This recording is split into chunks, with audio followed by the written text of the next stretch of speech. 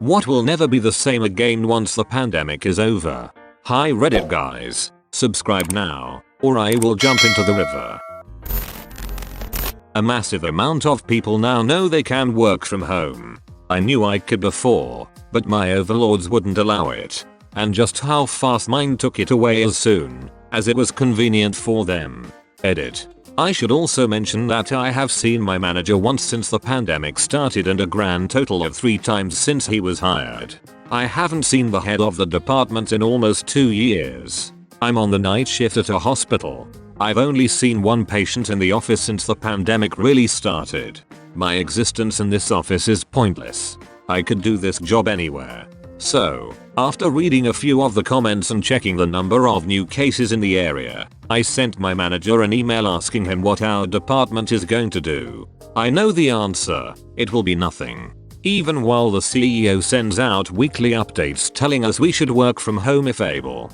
This department will continue to remain in the office because it is run by clowns. I never understood this. Isn't it cheaper to not pay for office buildings or commutes? Lots of bosses don't trust their employees. Others think there's some sort of team spirit fostered by seeing each other every day that's necessary. Some prefer working in an office over working from home and are willing to force everyone else to be there to keep them company. Working in an office, particularly in Japan. I live in Japan. Going to the office and spending all day here is a deep cultural tradition.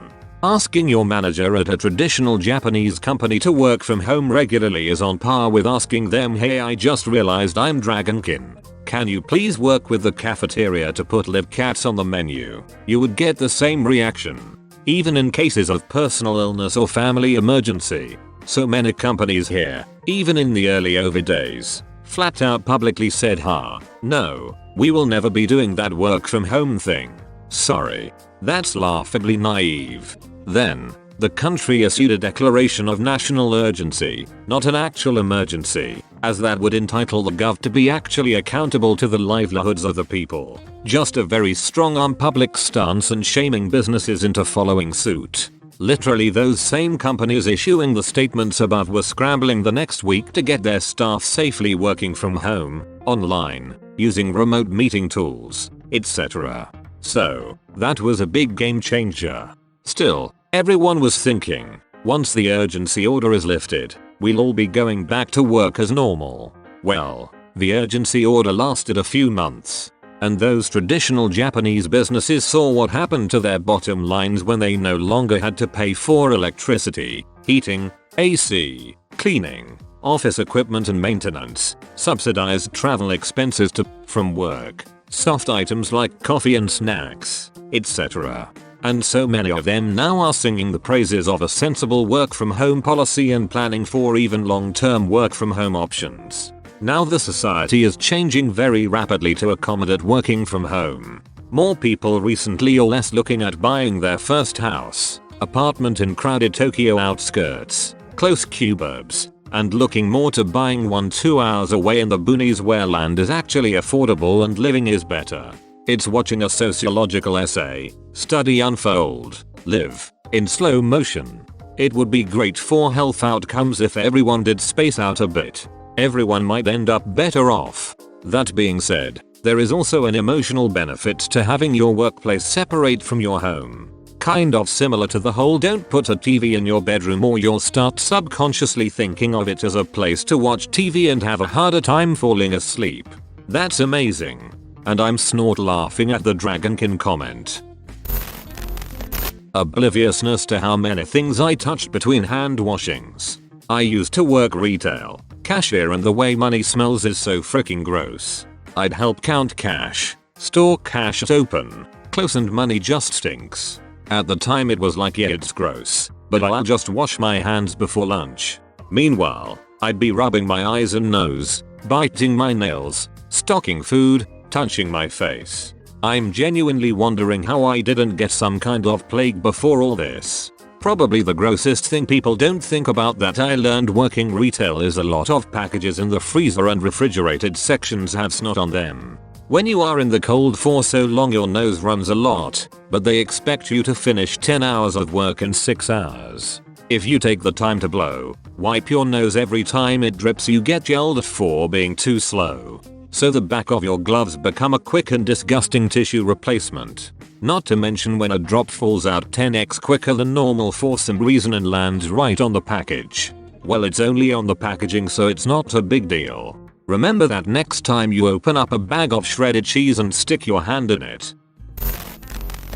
Office life. My company has already announced that once we are allowed to go back, we'd only be going once or twice a week. It seems men have realized how feasible working from home is. They told us we aren't going back until July. This is true. And even then we will be working from home 4 out of 5 days a week. And then there's me, who has not missed a day of going into work through this whole pandemic, despite the fact that we had 11 cases pop up in the span of 3 days last week. We're still all required to come in. I'm quarantining with what might be over since last Friday, the first time I haven't gone in 11 months, and the leadership still wants me to work. I hate my boss. No kidding. You should hate him. Just got my positive test result a few minutes ago. This wouldn't have happened if we had shut down and started working from home immediately when people started testing positive at my workplace. Money over everything, I guess. I will not take hugs for granted. Yep. My mum passed away unexpectedly in October. Because of my asthma, my mum took extra precautions around me and hugs were completely off the table. The last 2 times I saw her, I tried to hug her goodbye when I was leaving, and she said no. Of course I respected that, and we did an air hug. When I found out she died, the first thing that went through my head was the fact that I had not hugged her since January, and I never will again. There's millions of others in my shoes, and it's freaking heartbreaking. I'm so sorry. My attitude towards my entertainment backlog. Previously I used to look at my PlayStation library or my Netflix list and think if I just had a few weeks off, I could make a serious dent. I've had more than a few weeks off and my backlog seems if anything more endless. I'll probably be in the retirement home with that little voice in the back of my head going, Peaky Blinders is meant to be good, should get on that. You could die tomorrow and never find out just how good Peaky is. It's still one of the best shows I've found thanks to Netflix.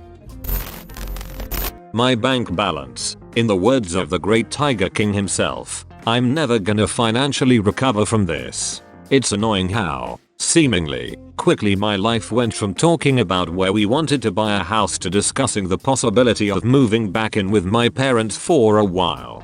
RIP live music career, you will be missed. Live music career. I feel that.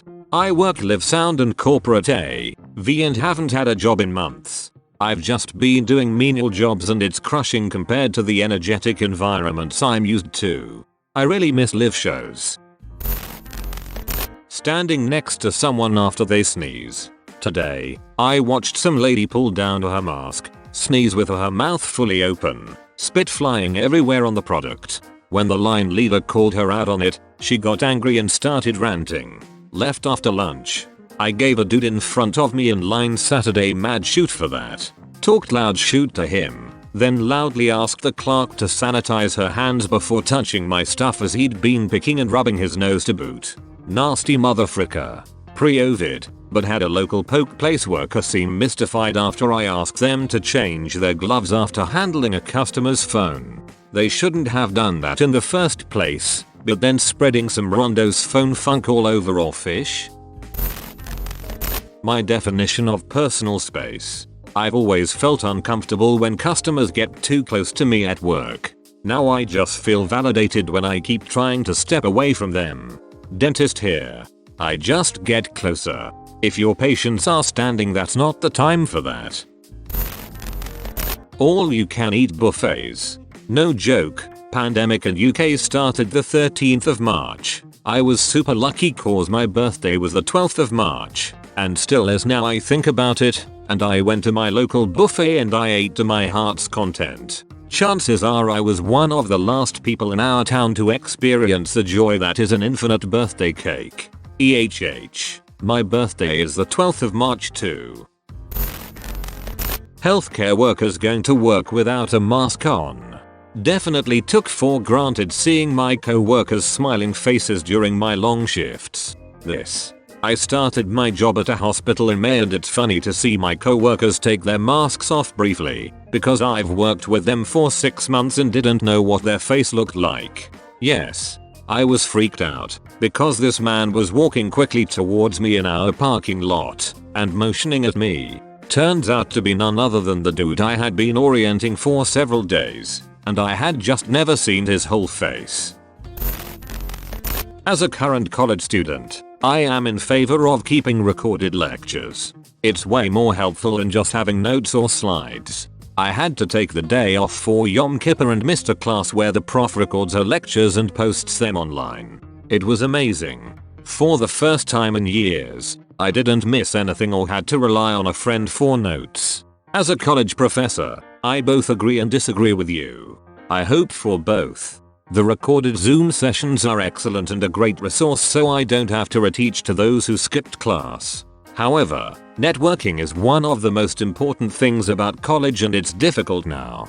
I don't really know any of my students this year so it's hard to write letters of rec or refer to jobs. The best thing you can do is if you attend a live Zoom session, lean in, show interest, nod along, laugh at the jokes, blunders, share. I find myself teaching to those students and think of them by name. It makes a huge difference. Good luck. College is worth it so long as you have a goal. Seek out internships, my friend. I think comment OP didn't necessarily mean always having the lectures over Zoom, but having them recorded? I could be wrong.